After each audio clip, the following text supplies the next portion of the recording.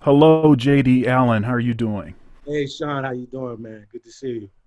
It's good to see you. It's good to see you. Yeah. So, uh, the last time we saw each other in person Uh-huh. was in Columbus. I remember. Um, yeah, you were one of the saxophones that was featured with the that was featured on the Charlie Parker with Strings concert that we did. That's right. That's right. Yeah, it was a great concert. You Yeah, I sounded learned great. a lot, man. Thanks for inviting me to do Oh, that. of course, man. Of course. You sounded great. I tried. I tried. I wish I had another shot at it, but yeah, yeah. Thanks, man. I tried. No, if you know, if we're able to do that kind of concert again, it's kind of a once in a lifetime type of thing. But if we have a chance to do that again, I'll certainly will call you back. Oh, Um, thanks, brother. I appreciate that. but you sounded great, and I've listened to the concert several times, and Okay. um, um, And you sound wonderful as usual. uh, thank you. I appreciate that. I've never heard you not sound good, great, So hey, it's not, man. I'm still doing it. So, I was thinking back at when we first met, which I think was for a concert that we did, a rehearsal on a concert we did with Roy Brooks and the Artistic Truth. Mm. And I think that band, well, I know Vincent Chandler was in the band and Dwight Adams, um, and you and me. I can't think It's funny because exactly. I thought it was with Rodney Whitaker's Octet. Was it that? Yeah. It was Rodney, Okay. Gerald Cleaver, Craig Taborn. It was a lot of cats. Cassius Richmond, Vincent. Right. Yeah, Okay. Okay. that's what I remember. Yeah, yeah. So, um, yeah, and I mean, I'm always checking out what you're doing. Um, I love your recordings, Oh, thanks. and you're, you're still living in New York? I'm actually I moved back to Jersey City a couple years ago, but currently I'm in Ohio due to the situation that's going down Oh, in well, we're Jersey. both in Ohio then. Yeah, yeah, we're here. Yeah, here we are. We're both in I was Ohio. playing a gig in uh, Louisville, Kentucky, with a friend. You might know him, a great saxophone player by the name of Jacob Duncan, that wrote Hmm. something for the Louisville Orchestra. And the situation on the East Coast got really bad, so I just tried to wait it out. But I'm still in the process of waiting it out, seeing what's going on before I go back up there. But officially, I moved back to the East Coast. Yeah. So, you're um, your family's safe. Everything is all right with you. Yeah, yeah. Everybody's up above. How about yours? Everybody good?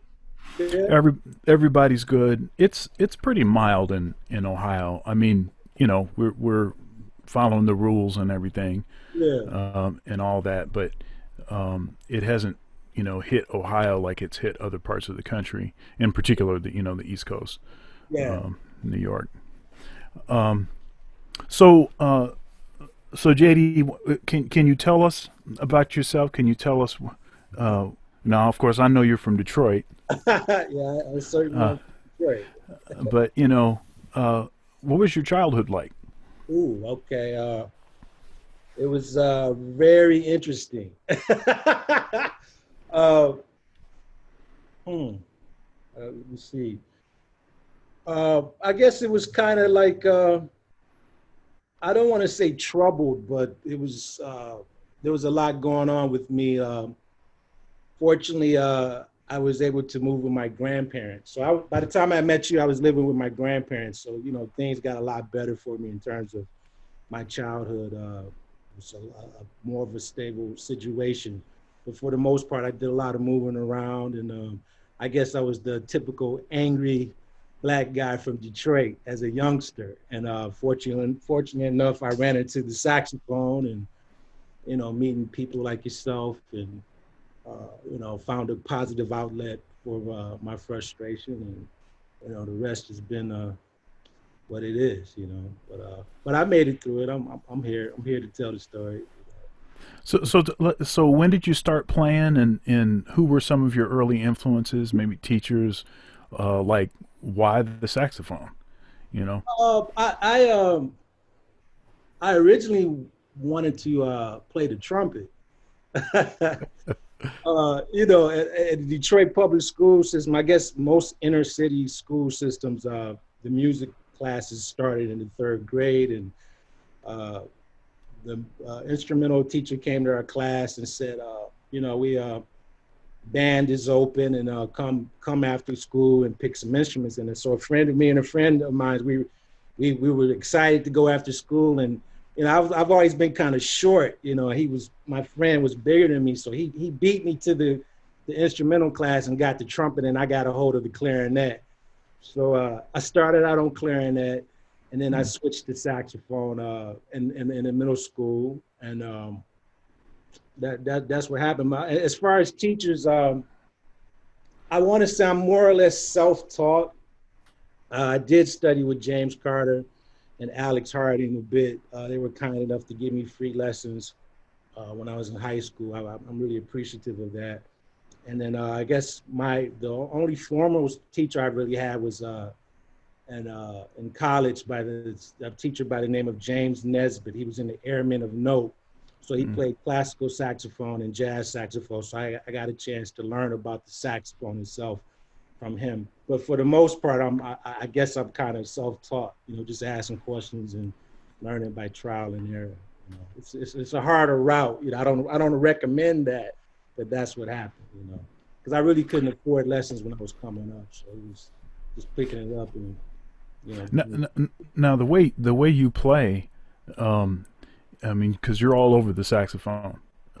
So the, what, but the way you play, I mean, it's obvious that uh, whatever approach you have, whatever your beginnings with the music, and self-taught or not, you apparently have an approach to practicing, to playing the instrument that is effective for what it is that you're trying to say. Okay. Well, I'm forever a student. I'm kind.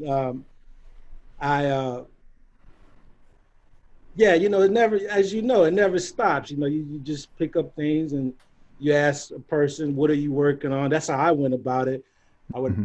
Someone that I would meet that I admire. I say, "Hey, what do you practice?" And they would tell me, and I would go and practice that. So everyone's potentially a teacher.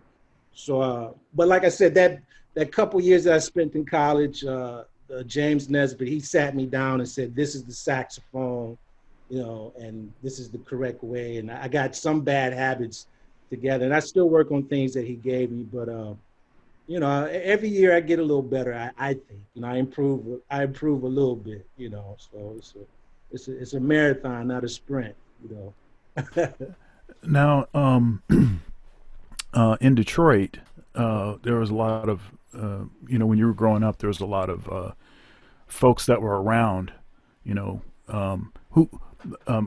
what were some of your early sort of playing experiences, and and what were maybe some highlight moments, at least in your mind, as far as kind of when you knew, yeah, this is really what I want to do, and these are the kinds of experiences I want to have with the music. Um, hmm. I realized it was something I wanted to do. I think when I skipped school to catch Sonny Rollins play at the Detroit Jazz. Yeah, I skipped school, man. Yeah. They had an afternoon show, and then they had the evening show. So I caught both shows, Mhm. and I went to see Mr. Rollins perform, and I was like, yeah, this is what I want to do. And but I guess my first professional jazz gig was with Rodney Whitaker's octet, and then I was in a young band in Detroit. We used to play around Detroit quite a bit with a drummer by the name of Ali Jackson, his cousins, and the McKinneys. who are a very well-known family in Detroit. We had a young band, and we were that was our job. That was our summer job. That's what we did to make a couple bucks. Was we played gigs in Detroit. So, that's when I realized I was doing what I wanted to do as far as I was concerned. It wasn't get a degree and do it. I was doing it. So Yeah, yeah. been gigging since I was 15. And you said you started on clarinet. Uh-huh. So how long was it before you were playing saxophone? I started on clarinet when I was 9. Picked up the saxophone, I would say around 14, 12, no, 13 or 14 years old. Now, did you go right to tenor, or was it like alto? I started out on the alto, but I wanted the tenor because I was short and I wanted a bigger instrument. The alto, I needed something bigger because I was so short. That was my thinking at the time, but I fell in love with the sound. And once again, I saw Mr. Rollins perform, and I was like, yeah, the tenor. And then I saw that documentary, G-Man. I saw, Rollins, and I was like, yeah, this is definitely it. This is what I want to do. It's interesting because Coltrane started on clarinet, Mm-hmm. and then went to alto.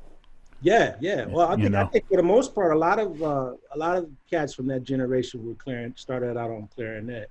yeah. That used to be the thing, you had to play clarinet and then switch to saxophone. But yeah, I heard Wayne Shorter also started out on clarinet also. A lot of cats. So Coltrane, maybe his uh, one of his initial strong influences, especially when he was playing alto, was Charlie Parker. Uh-huh. And then as as he switched to tenor, he kind of looked to some tenor players, in particular Dexter Gordon. He was very influenced by, Mm-hmm. um, and Dexter, of course, was very influenced by Parker, and that's part of the reason why he had that really edgy sound, which nobody had that sound prior to Dexter. That he was the first guy with that really cutting kind of sound. And then, of course, Coltrane is influenced by Dexter, and you can hear it in his sound. You can hear it in the approach. Matter of fact, you listen to early records of Coltrane, and he sounds more like Dexter than Dexter. You know, Okay. and Yeah, he's I hear a little bit of Sonny Stitt in there too. yeah, yeah, definitely, definitely. Um, who were some of your influences? When you said something about Sonny Rollins, knowing that when you when you skip school to go see Sonny Rollins, you knew that was serious. Um, but who were some of the players that you really like? Man, I dig this guy's sound, or maybe even transcribing, or like who are some of the players? I'm all over the place. I would say Albert Eiler was a big. I'm really into Albert Eiler, Dexter Gordon, Mr. Rollins, Ornette Coleman, John Coltrane. I mean, everybody. I've tried to listen to everyone as Hmm. humanly possible. And, I've only transcribed one solo, and maybe two. Yeah, I'm not a transcriber. I'm a heavy listener, yeah. and I'll learn how to sing a solo, and then go for the inflections and uh, the energy of something. But I think the only solo I've transcribed was Dexter Gordon's Cheesecake, the solo on Oh Cheesecake. yeah, that's great. Yeah, That's a you great know. one. And but I'll sit down. I would sit down and maybe listen to one tune 50 times and learn how to sing it, and then just try to if I play something, try to play in the spirit of a I person see. Yeah, listening to. You know what I mean? it's interesting because we're the same. We're the same in that. Uh, Hmm. I've only transcribed two solos, Oh and they yeah. were yeah, yeah. They were both for college credit. I mean, so I Okay. so Yeah. um, but the approach my dad had was we spent a lot of time doing ear training, and then we spent a lot of time doing a lot of rudiments, scales, and technical stuff. Yeah. And so when it got to the time to where transcribing would have been the next sort of ear training project, Mhm. I could play everything that I was hearing. Oh, dig. Okay. Well, hey, there you go. It obviously worked, you know. Yeah, so I'm not, you know, I have my students transcribe because I think it's a, you know, it's a good thing to do. It's a powerful, and a lot of guys have done that. It's been very effective, and more people have transcribed than not, you know. However, I mean, on a, not to knock the transcribing tip. I remember one time I was somewhere. I was like on the West Coast, and I did like a master class, and this guy comes, young saxophone player comes up to me, and he plays the whole Coleman Hawkins whole solo, Body and Soul, which is mm, amazing. Then after yeah, he finished, I said, "Okay, let's hear your solo," and he couldn't play the tune. yeah, yeah. I was Uh, like, okay, which is, you you, know, but it was you know, like, you know, I don't know if that's what it's about, you know, at least personally. You know. no. I mean, and I'm right. I'm right there with you. And matter of fact, when I talk to my students about transcribing, I warn them Mhm. that learning how to sound like someone else is not equivalent to you being able to play well. I agree. You Yeah. know, now if you're studying what it is that you're transcribing, you're learning what it is that they're using, figuring out some of the scales that they're using, Yeah. or what their approach is, or maybe they have like some approach to enclosure or something, and Yeah. then you rip that off and, you know, repurpose it, find different ways to, you know, to get at that, you know, then that's like a really constructive thing. But if all you do is just learn how to play this solo and you don't apply it, you don't ask any questions, you don't even know the chords that the stuff works over, or you know, like none of that stuff, then I think it's you know, you know, you still would develop some technique, Uh-huh. but it was not going to be any better than like a classical etude or something. But see, I'm with you. I think we're in danger of turning it into classical music with that. Yeah, When we nothing wrong. I understand you listening to the masters and you learning about. But what my question is, what is your goal while doing? Are you learning about phrasing or style or something like that? But when it's something where someone, and not to knock that, but when it's some where someone makes a recording of a solo they transcribe and we all clap for it, is that really what this is about?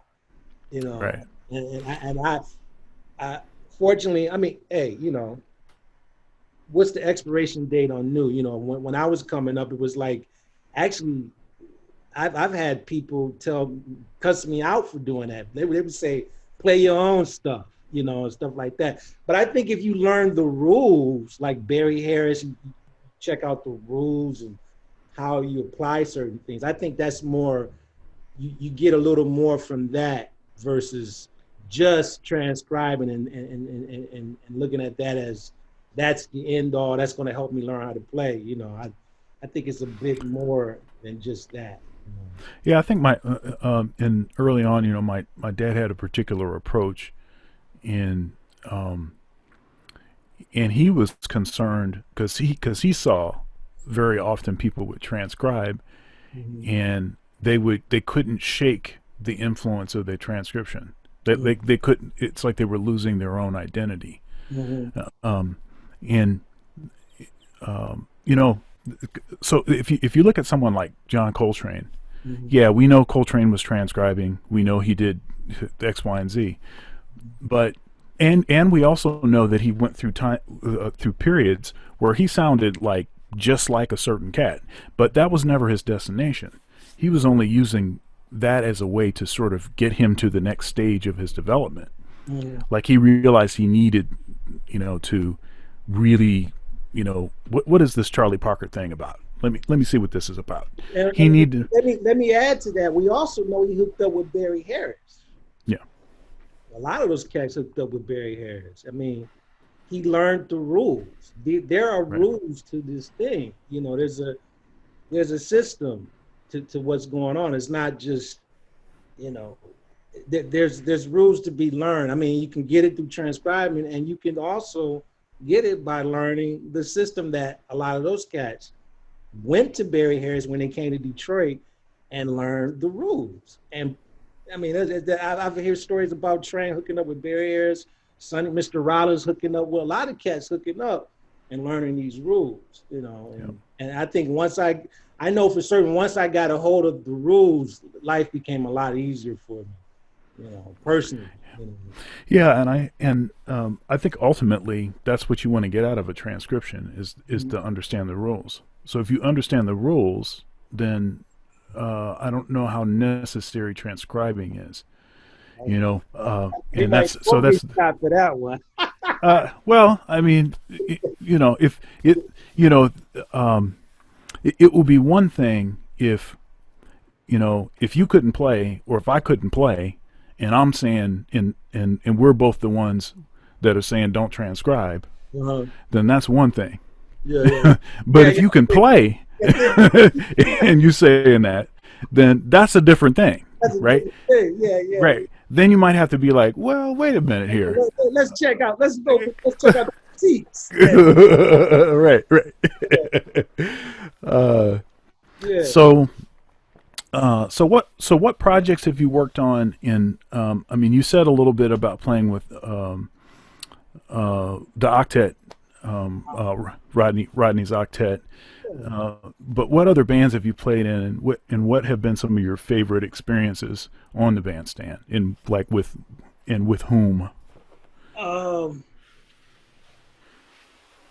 yeah, I played with man, Lester Bowie. Well, you want me to name the people I've worked with, or just the people that I felt like I got something from everybody?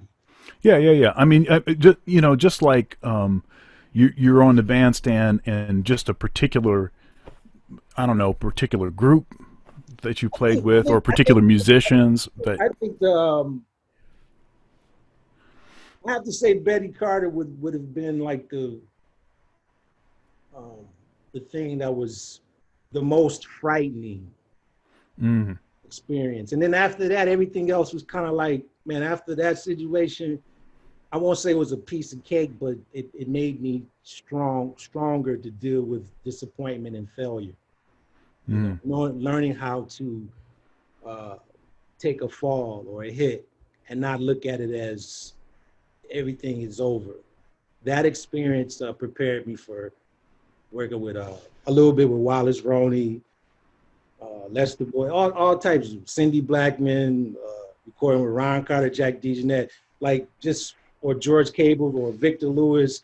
And if I accomplished something great, but if I failed, then it wasn't the end, because after experiencing the situation with her, uh, it prepared me for a lot of things, just mentally, and you know, obviously some musical situations too. I mean, you know, she was a master, and she'd been around the masters. She knew the people, and she was a great band leader. And I got a chance to toughen up and be prepared for the journey that I'm still on now. You know, mm. learning how to not give up and fold, no matter what the circumstances are. I think that was the most frightening situation. Being 20 years old at the Vanguard with Betty Carter, having her come in my face and challenging me in front of the jazz world. That was scary. After that, I could handle anything. Like that would be the score. I want you to talk a little bit more about this, you know, not giving up, and how you believe, um, you know, sticking to it, and you know, and gutting it out, how that relates to your career and the success that you've experienced in your career. Um, uh, it's I mean, I've never had it easy, you know. So I think I've always been prepared. You have to be willing to Wow, how could I say this? You know, there's going to be tough times, and you have to just wait it out and hang on. You know, and and it's going to be times where you're going to question. You question, should you be doing this? You have people telling you you can't do it, and I I'm just stubborn. I know what I want to do, and I've been in all kind of situations that said I shouldn't do it, and lived in all kind of situations that went against what I want to do. But anything that's worthwhile, you're going to fight for. You know, especially if you think and if you say, well, this is what I can do. This is I can't think of anything else but to do this. Then you're going to hold on to it. A great book to read is Thelonious Monk's The American Genius. Have you read that book, American Original Genius by Robert L. Kelly? I'm sorry to say that I haven't read it, Yeah, but I'm talk going about to. Monk's life, just dealing with the type of music that he played, and if we think we have it hard, if I think I've had it hard, then it compares to nothing what Thelonious Monk went through. And it's just even reading things like that, it just inspires me like not to give up, you know, because you have to try, you know. Otherwise, what's the point? You know, for me anyway, you know, this is what I want to do, you know. This is my freedom, this is my way of expressing myself, and it's important to me. So going in there, you know. Yeah, especially playing the kind of music that we play, that is not, um, it ain't top 40. Ooh, Um, uh, and I play a lot of top 40 also, but but as far as the jazz stuff that I really want to be playing, sometimes it's not received or celebrated the that's way true. it ought to be. True. And so I think for, and I talk to my students about this all the time. If you really want to do this, you have to realize that there are not as many people that know about what it is that you're trying to do, Mm-hmm. to as far as establishing a fan base. I mean, you have to be patient, you have to be willing to stick it out. I mean, you can't, I mean, if you really want to do this, then you're going to have to take some hits, and then some stuff's going to work out, some stuff's not going to work out. And if you're willing to quit the first thing that doesn't go the way you want it to, maybe this isn't the degree for you. Maybe this isn't the pursuit. Maybe you should go and, if there's something else that you can do, maybe you should be doing that.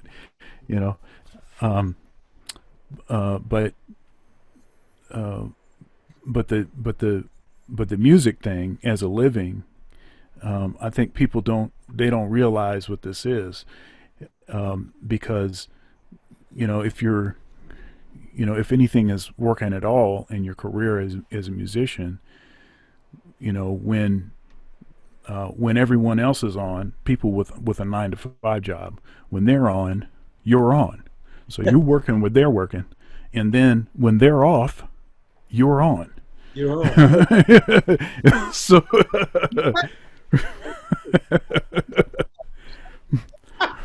Well, you on 24/7, you know. that's right. You're on all the time, and you can't look at anybody else. I mean, this is I think this is what it is. I would suggest for younger people, read about other musicians, read about people you admire, because you know you can look at a person, you can read about them in a magazine, see them on stage, but a lot of times you never know what goes on behind the scenes, and the hits that they had to take to stand there. And you have to find things that inspire you. You know, you can't you have to read about people, or learn about people that learned how to take a hit and get up and continue to do it. If that's what you want to do, you know, I mean, and that goes with anything. You know, if you really want to do something, find out about the people that are doing it and read about their lives. You know, and there's a lot of stories of people not being. They might appear to be an overnight success, but that's not the case. And then you have to tell you. I mean, me personally, I decided to just do it for myself, and I'm fine with that. I do it for me.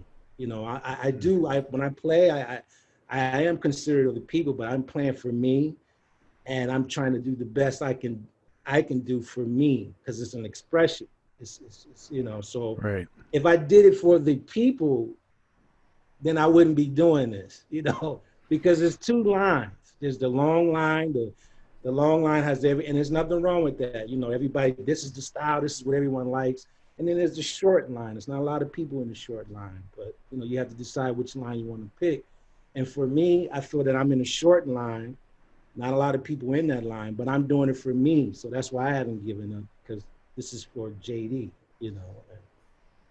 So that's helped me to continue on this journey. And it's an interesting life, you know.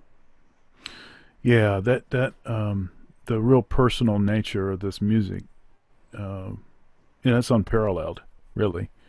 I can't think of a, I can't think of, I can't think of an activity that I can do, period, Yeah, that is more personal in, in where I get where I get more fulfillment, personal fulfillment. I mean, because you know what you know, you know what you sound like, and you know what you're trying to sound like, and sometimes you're on the bandstand, and then everything just opens up, and it's just uh yeah, that one moment or series of moments that occurs. It that's like the it's like the most profound experience, yeah. and it makes it. But for me, at least, it makes everything else, all the other stuff, whatever I had to do to get there, all of that stuff, it makes it worth it. Yeah. I mean, the only other situation I ran into was, I mean, you might find this funny. At least I do. One time I had an opportunity to go into a fireman's retirement home. Mm. And I walked in there and I talked to firemen, and they sound like us when they talk about fire. Oh, interesting. Yeah, that was deep. That Mm. was deep. So like that, the same thing you just described, that's kind of what I heard retired fire. Oh, I just love the adrenaline and just the fire. You know, it was really interesting. Maybe I said, well, maybe I could be a fireman. You know, I was like, maybe that's maybe that's the calling. You know, maybe I'm actually a fireman. I don't know. You know, that was another situation I heard someone speak about it like that, like how you just described it, which is true. You know, when it's going great, you can't beat it. You know, but also the quest for trying to make something great is beautiful also. And I've fallen in love with practicing. I love to practice. It's a meditation for me. It's just as important as playing for me at this point. Yeah, that was going to be my next question because you were leading right into it. And, yeah, so what do you practice? I mean, these days, like, is your practicing more sort of project oriented? Like, I've got this gig coming up, or I've got this project, or is it a little more um, general focus, or is it kind of a mixture of things? Like, what are some things that you're practicing right now that you're like, what are you getting into? Like, what is in your head when you sit down to play the saxophone? What is your agenda? Uh, well, I try. I mean, I guess like everyone else, it's just the scales, arpeggios, tone. I try to, you know, I have a few systems I work on, like the root progressions, you know, or Lydian things, or I go over tunes. Keys are very important to me, like playing things in different keys and being able to Hmm. say or play a song in all 12 keys is very, even if I don't go out and do that, but it's very important because for me, it's like finding the DNA of a composition or, you know, just general stuff. But the most important thing for me is to make sure that I practice at least 4 hours or more because it's something about when you get to the 4 hour mark and beyond, things happen. Mm. No, it's serious. I've Yeah, noticed yeah, yeah. things really happen. Like the horn just, it doesn't feel like a horn anymore. You know, it feels like, oh, okay, it's, and then life itself like opens up, man. You know, it's like situations happen because you, something about hitting that 4 hour mark and more. you know. Mm. So that's my goal. So I just take my time. I practice very slow, and whatever I do, I just do it very deliberate, and I do it 7 times in a row. I just try, you know, I have a few things I work on, just the basics, or sometimes I just play, but I have to do it. You know, it has to be something that's 4 hours or more. So you know, trying to etch out that time sometimes can be difficult, but that's the goal. At least I try to every day. You know, if I can't do it in one setting, I break it up. You know, but I try to do 4 or more hours a day. Yeah. Okay, you said that sometimes uh, you know your schedule can be tough trying to get to that, just having enough time Yeah. in your schedule to be able to accommodate that. What I mean, what are some things that you've had to do to sort of hallow that space to make that a consistent reality for yourself? Well, you know, going to bed early, having the horn right now. You know, I was sitting down before you called. I was doing that. You know, breaking it up. Practicing in 15, 20-minute intervals, just stacking them, just like sets. Like if you work out, sets. You Yeah, know, and when yeah. you look at it at the end of the day, you realize, oh, I did about 5 hours just practicing in between the cracks. You know, that's the Hmm. goal every day, to reach 4 or more. That doesn't happen every day, but you know, I try to shape my life around doing that. I look at this like as a job. You know, I'm not inspired to practice. This is my job. This is what I do. So I get up early, I exercise, and then I practice like anyone that would go to work. You know, Hmm. I have to do that, man. It makes things happen. You know that when I started practicing, more gigs came. Life got better. You know, so that's the secret. Practice 4 or more. Something about that 4 hour mark, things go down. You know? It does. You know. Yeah, yeah. Yeah. Yeah, I mean, I haven't been able to practice that much for a lot of years. Oh wow, man. Wait, but man, you've been a bad cat since we were kids. I mean, I would like to. I would like to. It's just there's a lot. There's a lot of stuff that is battling and fighting I can for believe. my time, Yeah, I can tell. and you know, I do practice, and I do practice a lot, and it's consistent. And so, but uh, and most of the time, it's maybe an hour, hour and a half that I can actually get of actually practicing.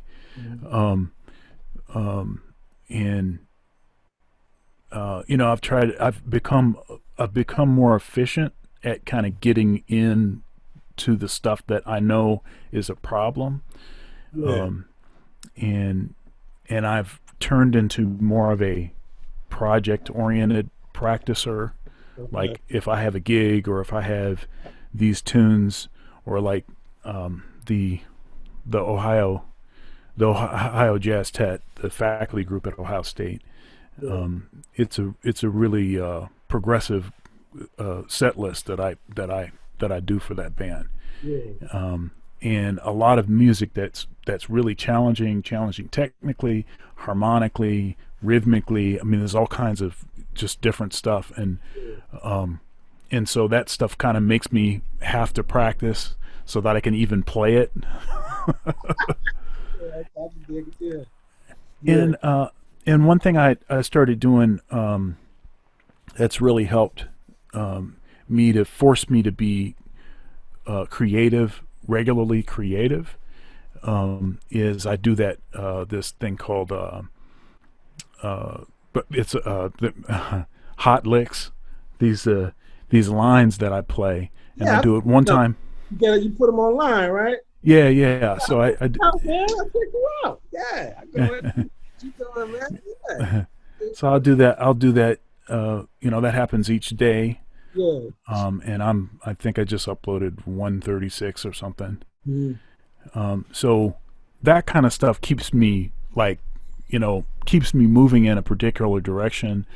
And also, not that you want to like rely on peer pressure to make you practice or to make you do something, but after I got, you know, 50 of those lines up or something, 65 of those lines. Now it's like, okay, now people are expecting me to do this, Yeah, yeah, keep it so now coming. I got to do this. Like, look, um, it seems to be clean. I can dig it. I and can. another thing that I do just to make sure I'm playing the instrument. Mhm. I want to be playing the instrument like when I'm teaching, because I want to model what it is that I want the student to do, and it's more effective if your teacher can actually play the stuff that he wants you to play, That's right? it. All right. So, so I will play, or demonstrate certain things, and I always play with my students. We always improvise on some tunes or whatever in our lessons. But in particular, in this context, I'm also doing this because, if I have 6 or 7 students and I'm playing in every lesson, Mhm. that's time on the horn. That's true. It's Yeah. time on the horn. So I've tried to find some like life hacks Yeah, to get you in know there. Get in there. I can do it. yeah, yeah, to try to get it in, but yeah, it's not always that. I mean, I'm practicing, but it's challenging. I think all of us have different challenges Yeah. in with practicing. I like what you said about how you're not always like inspired or whatever to practice. Mhm. And you also described it as being, hey, this is my job. Yeah. You know, Yeah. and I like that because I think it helps people to understand, maybe even people that aren't musicians, to understand that it's not just like fun and just giggles and Yeah. stuff, Yeah. and it's a funny thing. It's a funny experience. I think you probably had this experience. It seems like most musicians that I know have had this experience where you go to like, I don't know, you go to like a house party or something with your spouse, or you go somewhere, and maybe you don't really know everybody or whatever, and then they ask you what you do, and you say, yeah, yeah, I'm a Oh yeah, yeah, musician, yeah. That's the good and one. say, oh, Hello, what do you play? What do you play? So, oh yeah, I'm a saxophone player. yeah. Oh man, you should have brought your horn with you. Oh yeah, yeah. That's like what? Yeah. Okay, like, oh, I didn't know I was gonna go to work. That's right. This is my job. Like, I didn't ask you and find out that you was a plumber, Yeah. and Or how then about say, why hey man, you can you get man? under the sink. Yeah, you on a plane or something like that. Hey, how about you take out your order and play something? Like, how about you pay me like about $1,500? Right, right. Get out of here. um, but Danny can in the box, you know. but can you talk a little bit about that? Just this is a job. And maybe you're not always inspired to do it, but you do it anyway. Can you talk a little bit about that? Oh, I mean, so many great saxophonists out there. I mean, especially on the tenor, man. It's like it it's a very stressful job.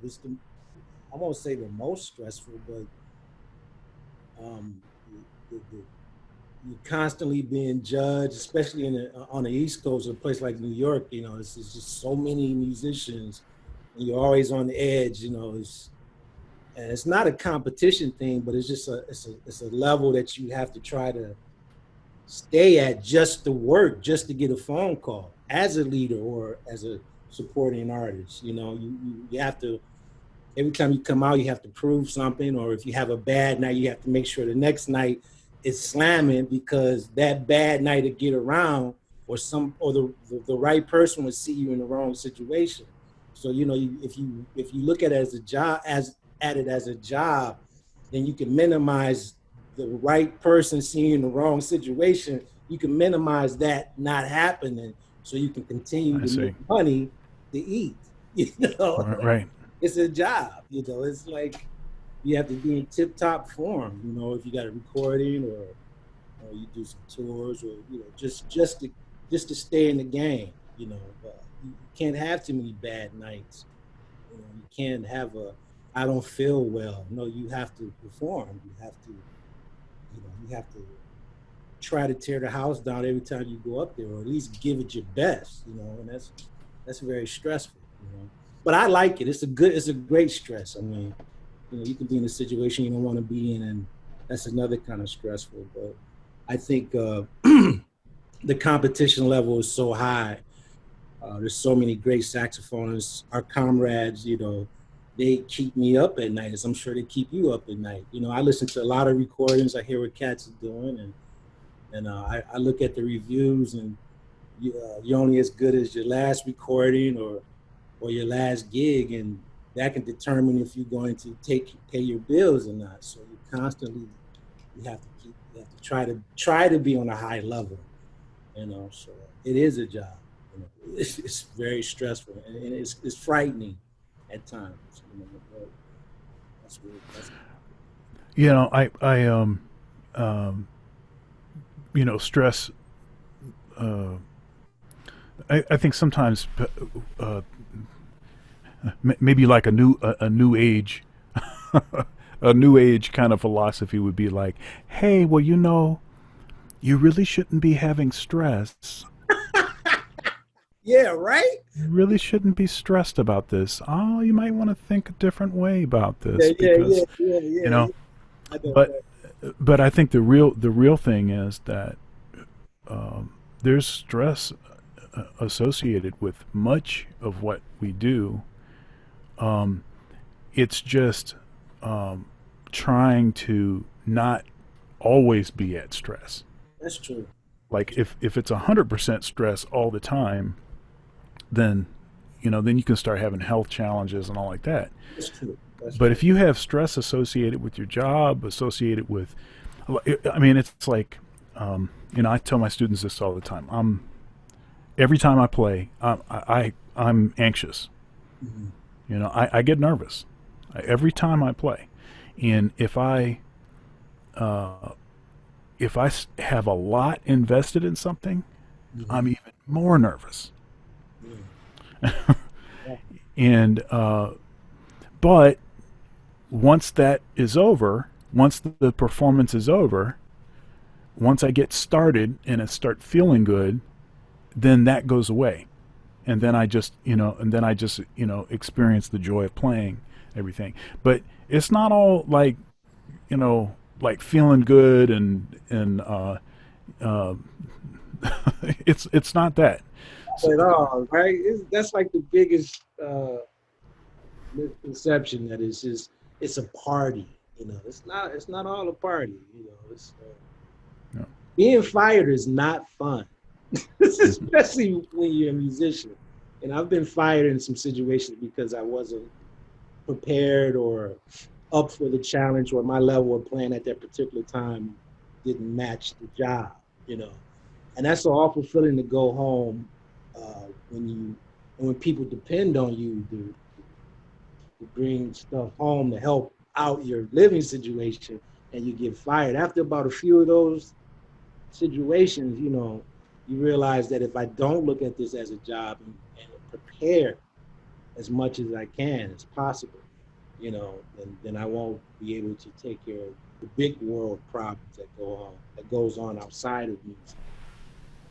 So it's more than just I'm going to work, punching the clock, and turning my mind off and doing something, not even thinking about it, just dialing it in. You have to be involved, and you have to, but it's not a stress where it's unhealthy. It's a stress, Right, right. No, I like, totally understand. like let me be ready. You know what I'm talking Yeah, yeah. No, I know exactly what you mean. I know exactly what you mean.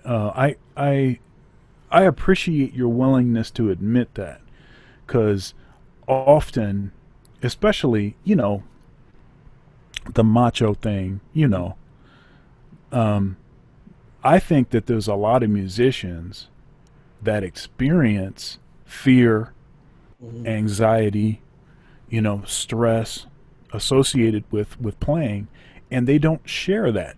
They won't tell people about that because I think they think it makes them lesser in some way. Yeah, I know. Yeah, it destroys the myth, or it it it, uh, it shows a weakness. I know, yeah, a lot of cats don't talk about it, but I mean, you know, it's at least it's been a reality for me. Yeah. I wish someone when I was younger would have told me about what this lifestyle entails. You know, once the romance goes out of the picture, you know, when it's like, yo, this is a serious endeavor. But now I've been at it for a while, and I know what to do when I find myself going in a place that's not full of light. You know, I know what I have to do to get myself together. You know, whether that's exercising or you know, or changing my outlook about things. But for a person, I think who's going into this or who's going to school, if they should know that this is a very stressful job. they should they should know that there should be a class about how to deal with this stress. You know, because if you don't know how to deal with it, you can find yourself doing some really bad, making some very bad decisions to get away from feeling like that. You know? And there's a lot of history that supports Oh, that. A lot of the legends succumb to, you know, yeah, uh, drug addiction and womanizing, yeah. you know, alcoholism, all that kind of stuff as a way to kind of try to minimize that that stress. Mhm. Um, um, it's interesting. I've not shared this. I mean, I've shared this with a couple of my students, Mhm. but I've not really shared this, you know, in like a public forum or anything. But this started back in May. Um, so I had just finished my. I just well, it was oral in the oral and comprehensive exam for my doctorate, which is like the last thing that I had to complete. Congratulations. And in the night before I had to do the oral Mhm. component, I was I couldn't sleep, you know, and I was very, you know, I was very stressed, but it makes sense, you know. Yeah. This is a big deal. I've been working on this for a long time. You know, I want this to be over and I want it to go well. Of course, I'm going to be stressed, anxious, can't sleep. Well, you know, it made total sense why I couldn't sleep. Yeah. So I go in, everything goes well. You know, I walk out of the room, they confer, they welcome me back in. Congratulations, you passed. You Yeah. know, like this. So I'm like, sweet, Mhm. beautiful. Um, except for some reason, um, the fact that I was not supposed to be stressed anymore didn't compute. Oh, okay. Oh, you And were so still in the stress zone. well, I went through maybe the worst experience I've ever had in my life, where I literally could not sleep for like a month. Oh, okay. You know, Yeah. um, and I had a lot of stuff to do. A month and a half. I had a lot of stuff to do. It was gigs and stuff. I had to get up early after not having slept, and then I'd have to sit through long rehearsals, and I'm like dozing off and stuff from rehearsals, and they're asking me stuff like, "Hey man, you know, you okay? You falling asleep and stuff?" It's like, "Yeah, I can't sleep." Yeah. So then I'm trying all kind of stuff. They're telling me valerian tea or whatever. They're giving me, you know, they're telling me, you know, did you try what's the melatonin? You Yeah. know, just different natural things. I'm like, okay, let me try some of this stuff. None of that stuff did anything. Um, and then uh, and then the not sleeping was combined with these really bad panic attacks, and I couldn't lay down. As soon as I'd lay down, I'd start having a panic attack, and I'd have to get back up, and I'd be pacing. I'd be pacing for an hour Mm. just to try to calm down. I go out to my car. It's like 4 in the morning. I'm out in my car trying to relax and stuff. It was just really just like totally out of the blue. Didn't make any sense. Mhm. Um, and you know, I went to counseling appointment to talk to a counselor about it. Yeah. And they started asking me questions about family history and different things like this. And and what I started to realize is that some experiences that I had had when I was much younger that I didn't have a category for, I didn't understand. I just, okay, well, I'm just going to tough up and just get through it. I realized that that stuff actually, I mean, it was kind of one and the same. It's just the experience that I had, this starting this past May was really bad. So it took me, it took about 4 months, 5 months before I started to feel more like myself again. Yeah. And then finally I started feeling more like myself. And, and I've been, I'm aware of when I start feeling like a panic attack or something is going to start coming on. Yeah. And I have some things that I do that seem like they've been effective, and I've not had any problems sleeping. Because like those two things together are like, that's like the worst like combination. If you can't sleep plus you're having panic attacks, and then it's like you have a panic attack because you think you're going to have a panic attack. Yeah. Because and Yeah. all that kind of stuff.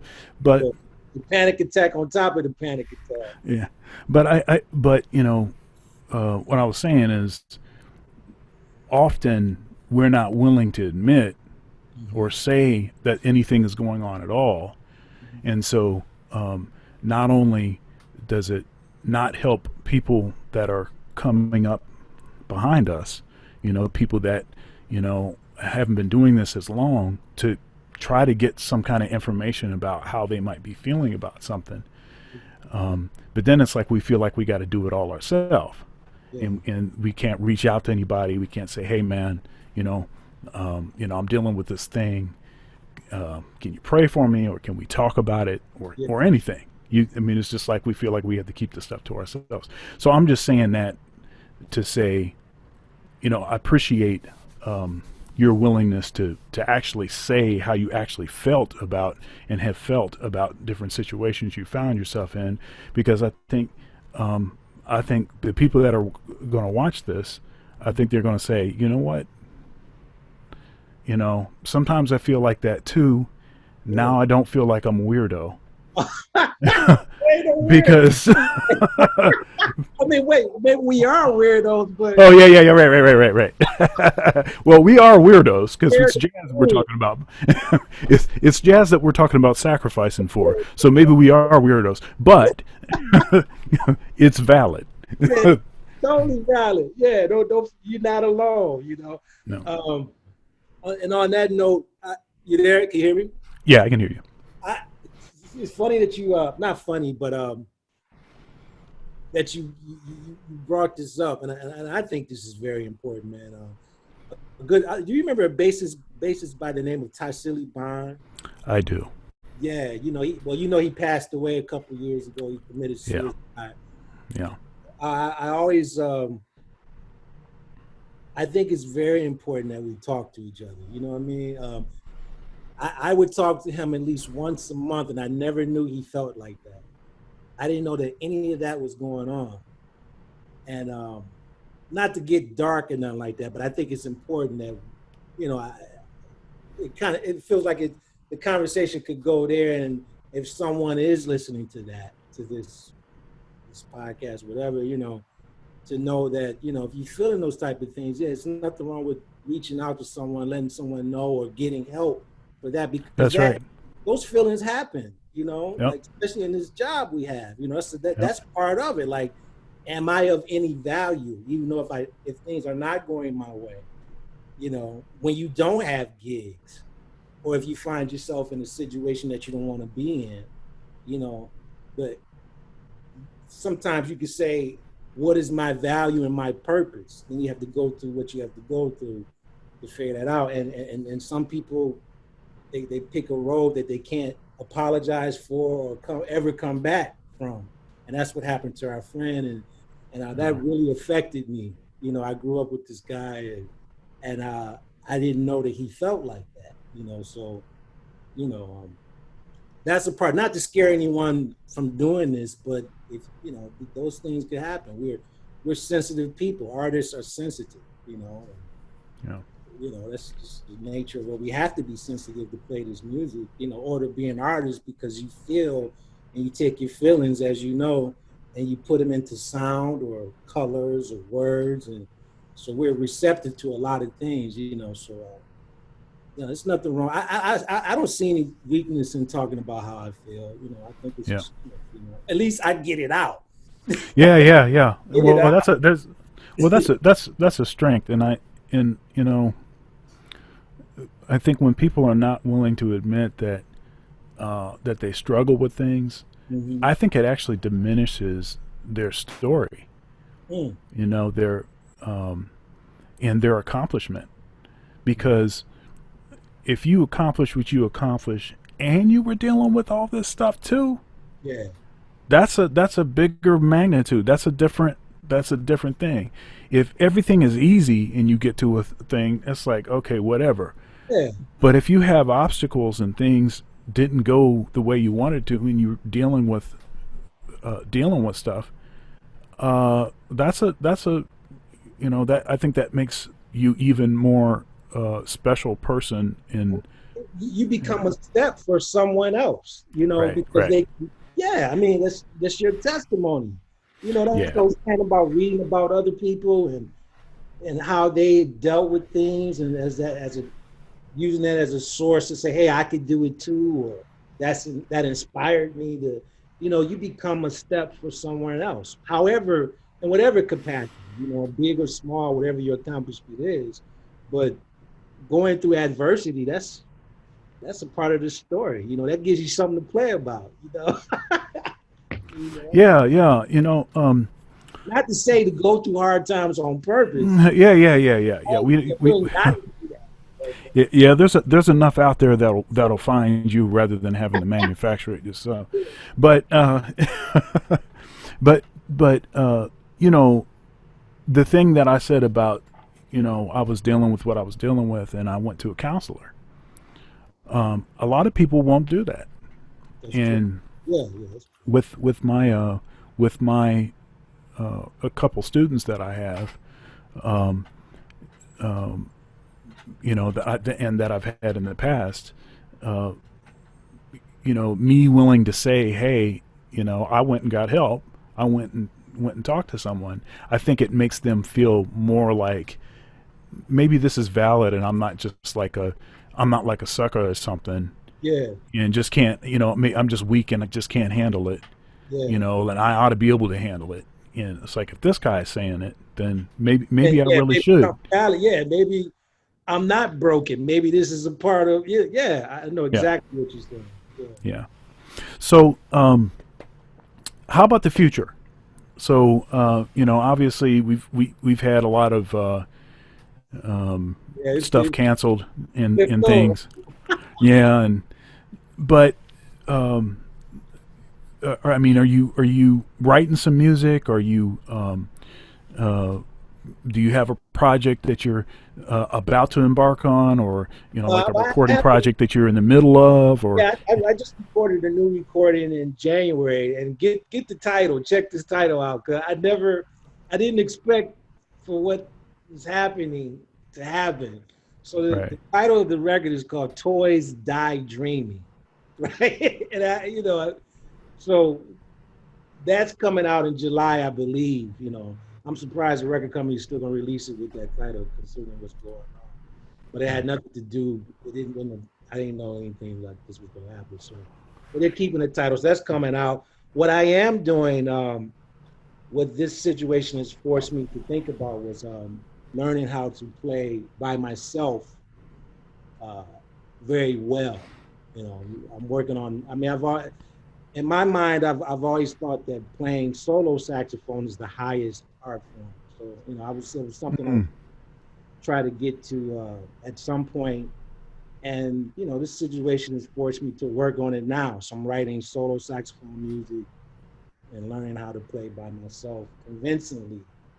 A whole performance just by myself. So that's what I've been working on. Who were maybe some influences of that? Like, what makes you think that solo saxophone is the highest art? Who What saxophone player? Sonny Does Rollins, someone come to mind? Okay, all right, yeah.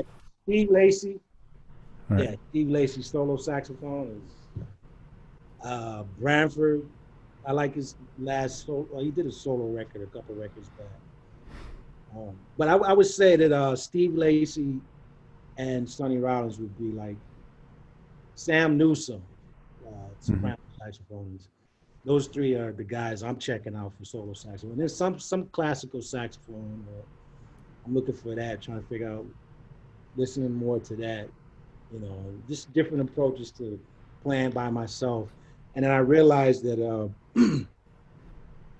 I mean, the room is so big in a situation like that, that Yeah, uh, you have to have, at least for myself, I feel like I'm gonna need a game plan on how to approach it. Whereas, do I want structure, or do I want it to be open, or am I gonna have a combination of the two? Or are there gonna mm, be circuits where I can play a standard and then leave the structure at a particular point and come back? So I'm trying to work on those things now, and I've picked some tunes that I'm working on, and I'm working on some original compositions. And that's super killing, man. I'm. You taking pre-orders for that? I don't record it. Yeah. I don't know if they'll let me record it, but we can't be in the same room together. Maybe I better learn how to play by myself, So I've been working Yeah, on solo stuff.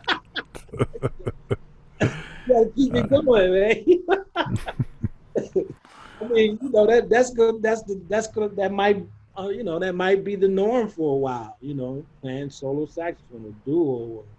And I've done a couple of solo concerts, but it's not something that I've said. I've always wanted to work on it, but now I said, well, I got time to work on it, and I've decided to practice.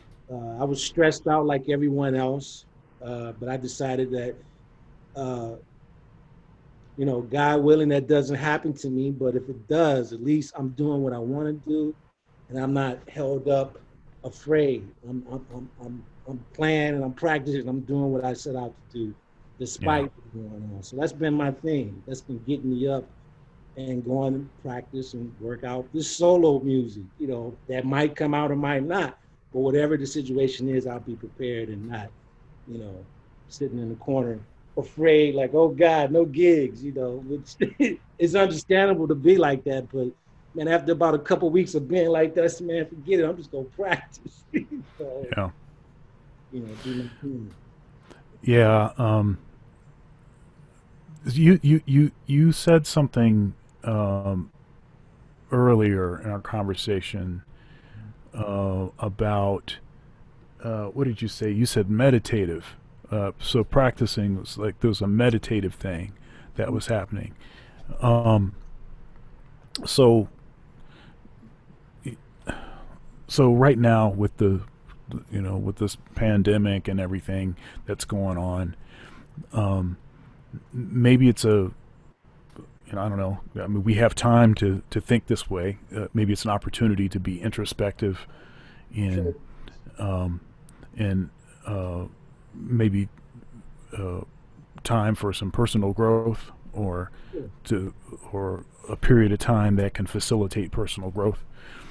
Are there some things, not necessarily music uh, related, that you find yourself contemplating, thinking about, um, trying to use this time to work out or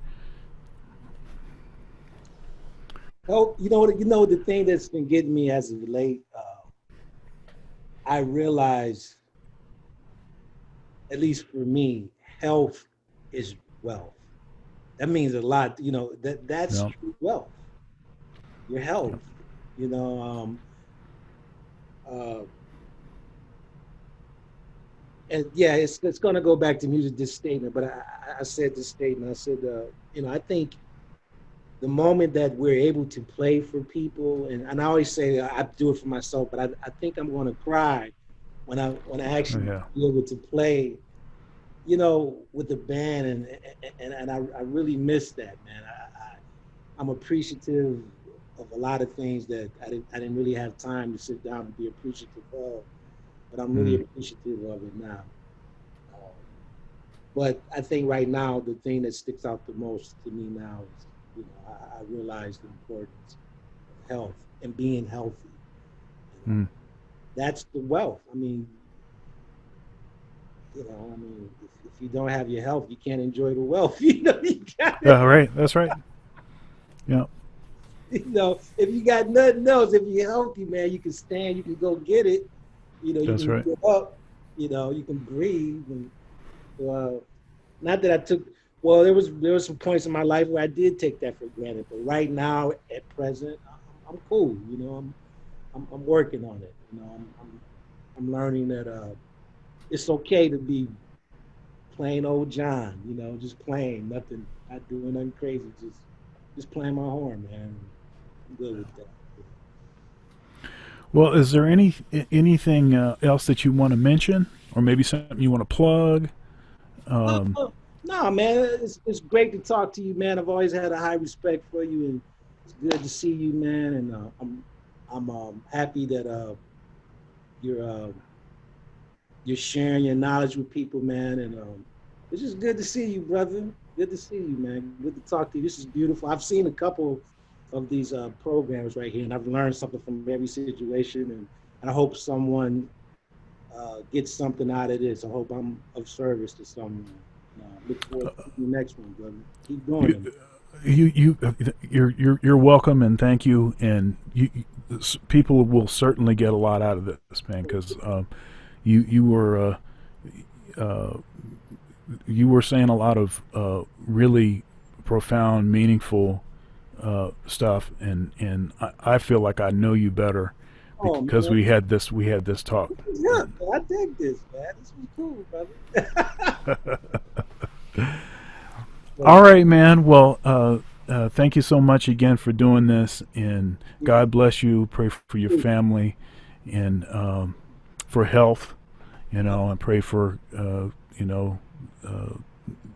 for our country, for our world, and pray that we get through this thing quickly, and we yeah, can all get back in front of audiences yeah, to play right. this music that we love. Yeah.